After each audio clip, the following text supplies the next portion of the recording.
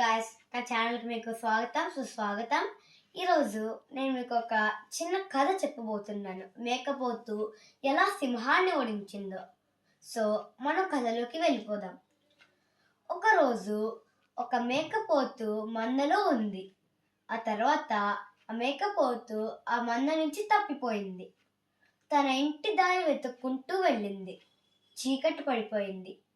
అందుకనే పక్కనే గృహ ఉంటే ఆ గృహలోకి వెళ్ళి పడుకుంది. ఆ తర్వాత ఆ సింహం గృహం తెలియకుండా పడుకుని పోయిన తర్వాత అప్పుడు సింహం వచ్చింది. సింహం వచ్చి ఎవరక్కడ అని వచ్చింది. అప్పుడు ఈ మేకపోతు ఈ సింహం గుహ అని భయపడింది.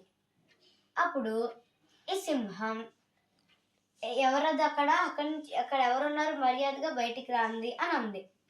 అప్పుడు మేకపోతు నేను ఇంకో సింహాన్ని అని అంది. అప్పుడు సింహం ఏమో నువ్వు సింహానివా అని అంది. అప్పుడు మేకపోతు అవును నేను సింహాన్నే అని అంది. నేను ఇప్పటికీ 99 సింహాలని చంపుకు తిన్నాను అని అంది మేకపోతు.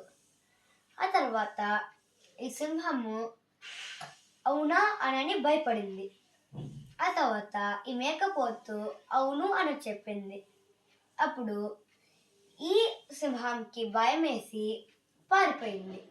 సో గాయ్స్, ఈ కథ బట్టి మనం తెలుసుకోవాల్సింది కండబలం ముఖ్యం కాదు, తెలివితేటలు ముఖ్యం. Thank you.